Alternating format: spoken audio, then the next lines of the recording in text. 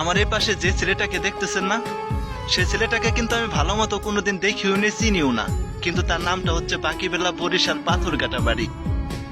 একটা কথা মুরব্বী মানুষ বলে না, রত্নে রত্ন চিনে, চিনে কচু। তবে আমি রানা মানুষ চিনতে হয়তো ভুল করি নাই। এই ছেলেটা আমাকে এমন আহমরি কিছু কিন্তু বলেও নাই, করেও নাই, যে কারণে তাকে পৃথিবীর 2 নম্বর স্থানে আমি বসিয়েছি বন্ধু। কিসের জন্য? কারণ তার ভালোবাসা, তার মানুষত্ব, তার ব্যবহারিত আমাকে মুগ্ধ করেছে।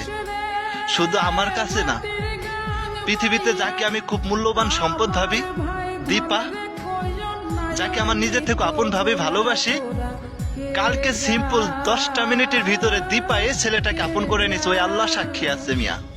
আমি কিন্তু দীপাকে আমার অনেক বন্ধু বান্ধবের সাথে কথা বলাই দেওয়ার চেষ্টা করছি, কিন্তু বলে নাই। 1 মাস 2 মাস 1 সপ্তাহ 2 সপ্তাহ পরে একটা হইলো ফোন আমাকে দেয়।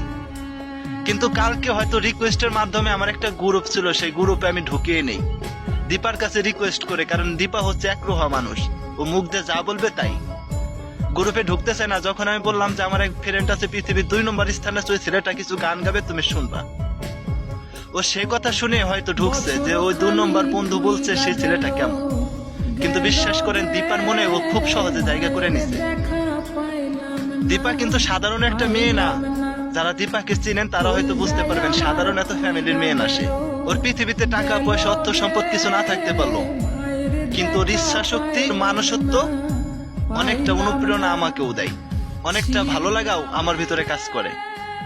তবে দুর্ভাগ্য হচ্ছে কি, যে দীপাটা এই বাকিবিল্লাহকে খুব সহজে মেনে নিল, কথা বললো, পৃথিবীর আমার এত বন্ধু বান্ধব থাকাকালীনও আমার ভালোবাসার মানুষটা, যে নাকি অতীত, যার সাথে কথা বলার জন্য আমারও একটা কল্পনীয়, বাস্তব কখনো আমি ভাবি না যে মানুষটা ফোন দিবে।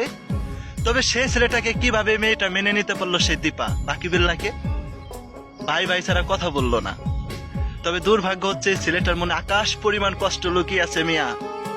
একটা বিবাহিত নারীকে সে ভালোবেসে ঠকে গিয়েছে। সে একটা অজুহাতে আমার কাছে বলে যে ভাই, আমার প্রিয় মানুষটা পৃথিবীর এমন কিছু যদি আমাকে বলে স্বার্থর ভিতরে, যে আমার সামর্থ্য আছে সেই কাজটা করার পর আমার প্রিয় মানুষটাকে আমি পাবো, আমি ভাই তাই করব, আমি তাই করব ভাই। কিন্তু আমার প্রিয় মানুষটাকে আল্লাহ কেন ফিরিয়ে দেয় না? বাকিবিল্লাহ কিন্তু জান্নাতের মানুষ হয়তো না। আবার যে মেয়েটার সাথে রিলেশন করছে সে কিন্তু আহমরি কোনো মানুষও না। আমরা কাদামাটি থেকে মানুষ হয়েছি, মাটিরই তৈরি। তবে সেই মানুষটা এই বাকিবিল্লাহকে বুঝতে পারলো না। তবে আমি চ্যালেঞ্জ দিয়ে বলতে পারি, রত্নে রত্ন চিনে সোয়ার কচু। আমি যখন বাকিবিল্লাহকে চিনতে পেরেছি, তবে যে মানুষটা এখনো বাকিবিল্লাহকে ঘৃণা করে, অপবাদ দেখায়, অথবা ভুলে গিয়ে নিজেকে ভালো করতে চাই, তবে সেই মানুষটা মানুষ হয়তো চিনতে পারতেছে না। হয়তো আমি ভুল করতে পারি, আমি মানুষ না চিনতে পারি, কিন্তু দীপা, যে নাকি আমার অকল্পনীয় স্বপ্ন, সে মানুষটাও এই বাকিবিল্লাহকে এত সহজে মেনে নেওয়াটা, এটা আমি সহজেও বিশ্বাস করতে পারি নাই। এটা হচ্ছে সব থেকে বড় কথা। কিন্তু আপনারা সবাই দোয়া করবেন যাতে ওর প্রিয় মানুষটার কাছে ফিরে আসে। আমি অনেক রিলেশন করিয়ে দিতে চেয়েছি, কিন্তু ওই মানুষটা রাজি হয় না। তবে ওর জন্য সবাই মন খুলে দোয়া করবেন, আল্লাহ যেন ওর মানুষের স্মৃতিটা তার ভুলে থাকতে দেয়, নাহলে আল্লাহ তাআলা সেই মানুষটাকে ফিরিয়ে এনে দেয়। এটা হচ্ছে সব থেকে বড় কথা।